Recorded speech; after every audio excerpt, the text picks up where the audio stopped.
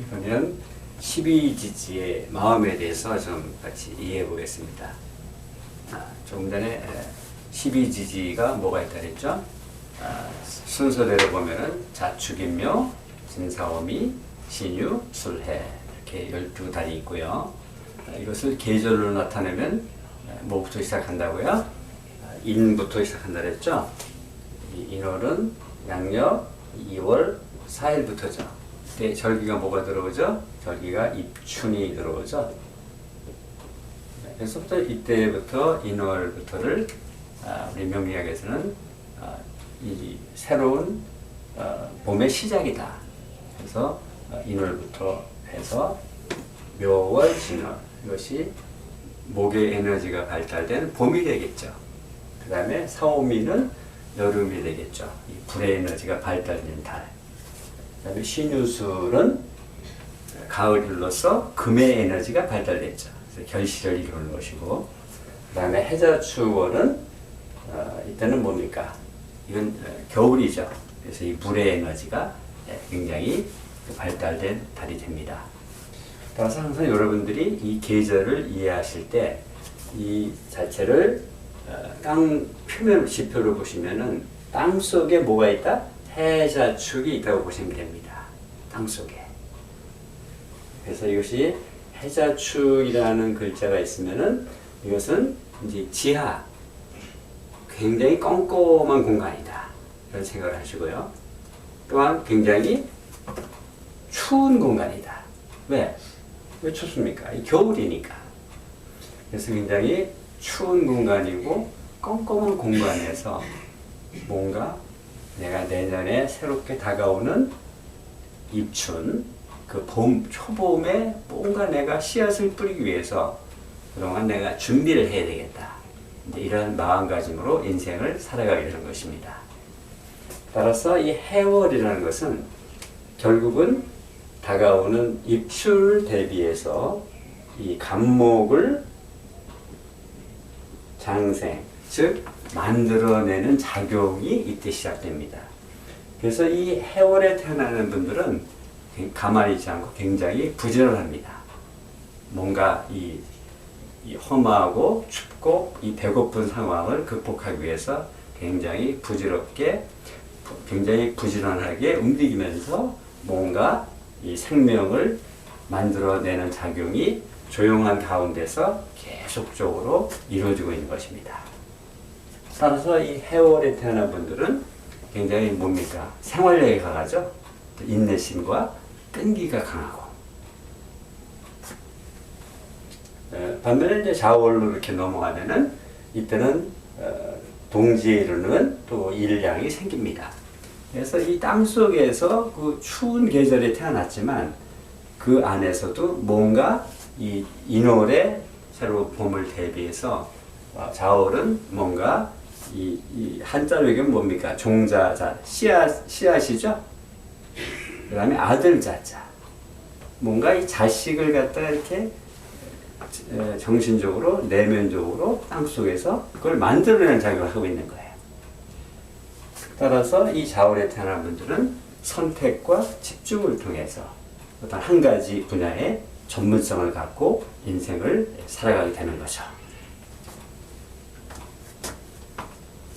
따라서 중요한 것은 이 동지가 이제 양력 12월 22일 날이죠. 이 동지가 되면은 땅 속에서는 일량이 생기는 겁니다. 이 엄동설안이지만. 그래서 이 양이 계속 축월이 되면은 양이 자라라는 거예요. 그러면 이게 양이 자라면 이게 이양으로 이렇게 양이 더 자라나요.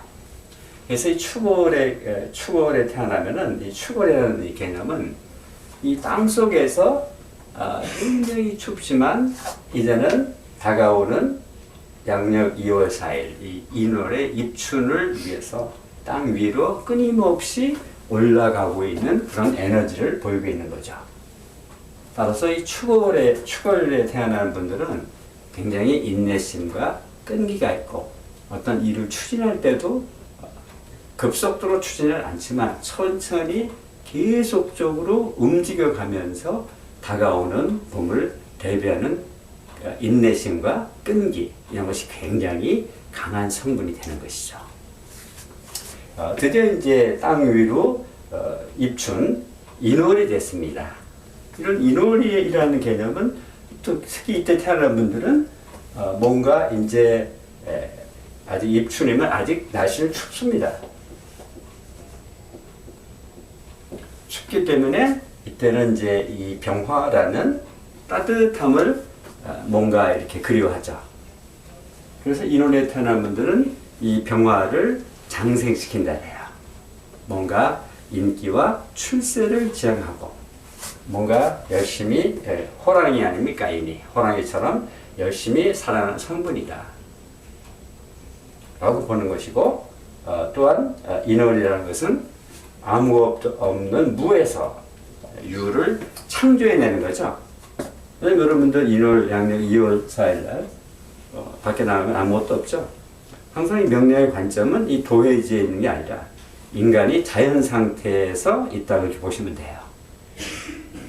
따라서 인월이라는 것은 아무것도 없는 가운데, 척박한 가운데 뭔가 새로운 것을 창조해내는, 또 뭔가 새로운 것을 시도하고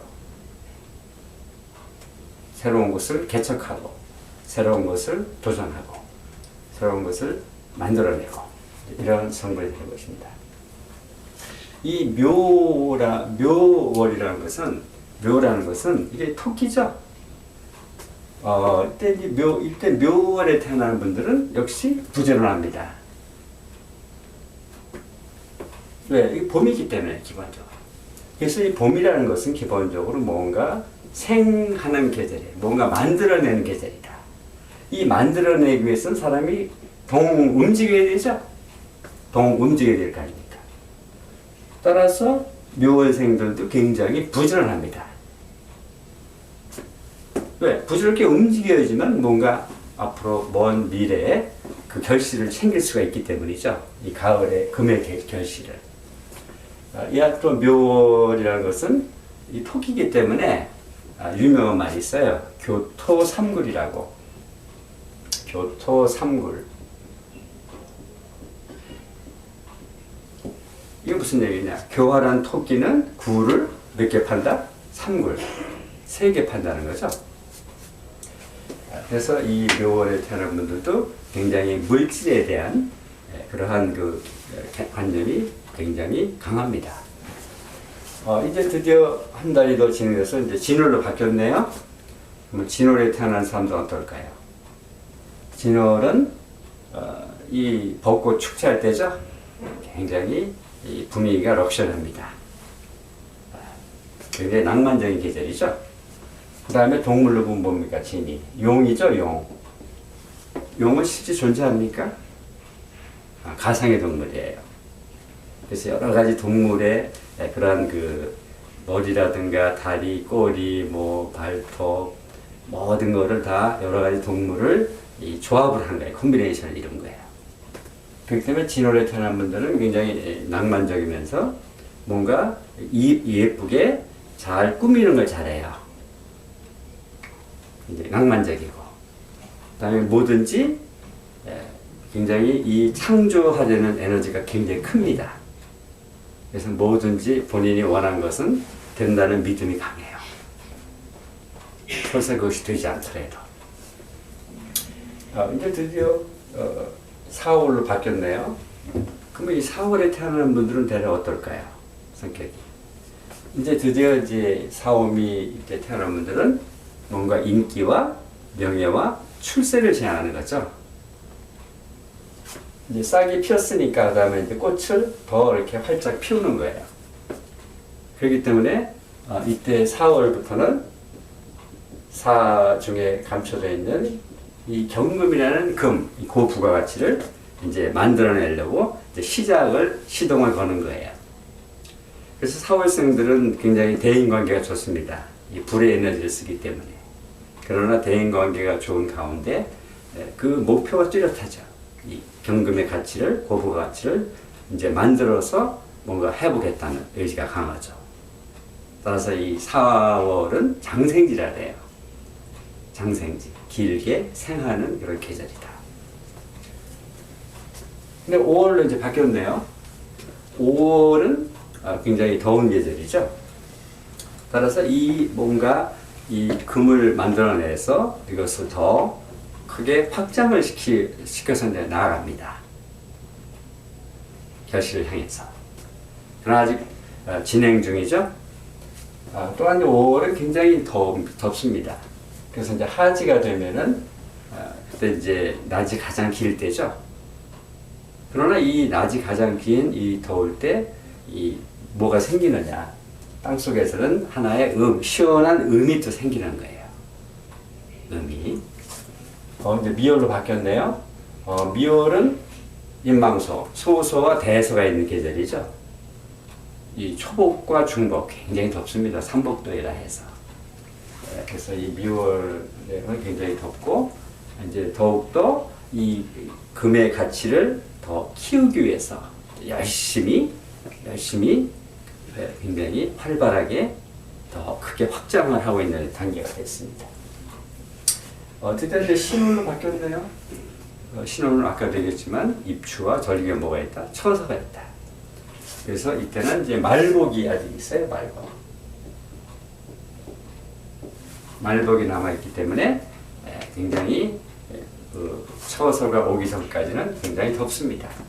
그럼 이제 처서가 되면은 그때부터 이제 시원한 바람이 불면서 이제 가을로 일단 금의 계절로 이제 넘어가게 되는 거죠. 이때 이제 신월이면 신금이잖아요. 신금. 그러니까 이제 금의 결실을 굉장히 이제 많이 갖추게 되죠. 그러나 아직 완성된 건 아닙니다. 아직 완성이 되려면 조금 더 기다려야겠죠. 이제 드디어 6월이 됐네요. 6월은 이제 중추가절을 해서 백로와 추분이 있는 달이죠. 추석, 한가위가 있는 달이기도 하고요. 추석. 그래서 이때는 오곡백과가 풍성한 계절이죠. 이제 결실이 완성이 됐어요. 완성이 됐으니까 사람이 여유가 있겠죠. 따라서 6월에 태어난 분들은 굉장히 여유가 있습니다. 이것을 다른 말로 먹을 복을 갖고 태어났다고 합니다. 아주 좋죠. 저는 진월이 벚꽃 필 때 태어났는데 저는 6월생들이 굉장히 부러워요. 제가 태어난 환경은 벚꽃밖에 없으니까. 그러나 6월에 태어난 분들은 벌써 뭐가 있습니까? 유금. 이것은 이제 하나의 보석으로 보시면 돼요. 보석. 반짝반짝 빛나는 보석. 굉장히 부럽죠. 이런 분들이. 이제 드디어 수월로 바뀌었는데요. 입백한 한로와 상강이 있는 계절입니다. 그래서 이 수월에 태어난 분들은 한로, 찬이슬이 내리고 상강, 또 서리가 내리기 때문에 보통 이 상강, 서리가 내리기 전에 이 수학은 다 끝나요. 그래서 이 뭔가 고부가 가치를 다 갖고 있는 성분이죠. 따라서 수월에 태어난 분들도 보면은 굉장히 고부가 가치를 축장하고 있습니다. 굉장히 그러나 이 자체를 이렇게 움켜쥐고 뭔가 지켜보겠다. 그러나 더 이상 무리는 하지 않겠다. 왜? 이미 고부가 가치 갖고 있으니까. 이제 그런 성분으로 살아가는 거죠. 이제 드디어 땅속으로 꺼지네요. 이제 해월이 되네요. 이 해월은 아까 얘기했지만 지하에 어두컴컴하고 추운 공간이라 했죠. 그래서 이때는 음의 에너지가 음이라 해서 굉장히 강합니다. 따라서 다가오는 인월, 입춘, 양력 2월 4일 초봄을 위해서 이때부터 뭐 한다 그랬어요? 감목을 뭔가 새로운 그 씨앗을 생명체를 내 내면에서는 계속해서 만들어내고 있다 했죠. 이렇게 해서 12달이 순환을 하게 되는 거예요. 이 12달을 보실 때 종합을 하면은 중요한 건 뭐냐? 이 그림을 잘 보셔야 돼요. 그래서 이 해자축이라는 겨울은 어디에 있다? 이것이 땅인데 땅 속에 있는 거예요. 그래서 해자축을 여러분들이 사주에서 보시면은, 명리학사주에서 보시면은 굉장히 춥고 어두운 공간이다. 이런 공간에서 뭔가 정신력과 인내심과 끈기 이런 것이 필요하구나 이걸 생각하셔야 돼요. 좀 척박한 환경이다. 그래서 이 해저축을 나타내는 분들은 생활력이 강하고 3D라 해도 3D 업종 3D가 뭡니까? dirty, 더럽고 difficult, 어렵고 또 dangerous, 위험한 그런 직업에도 그런 직업에 종사하는 것도 감내할 수 있는 그런 강인한 성분이다 라고 보시면 됩니다.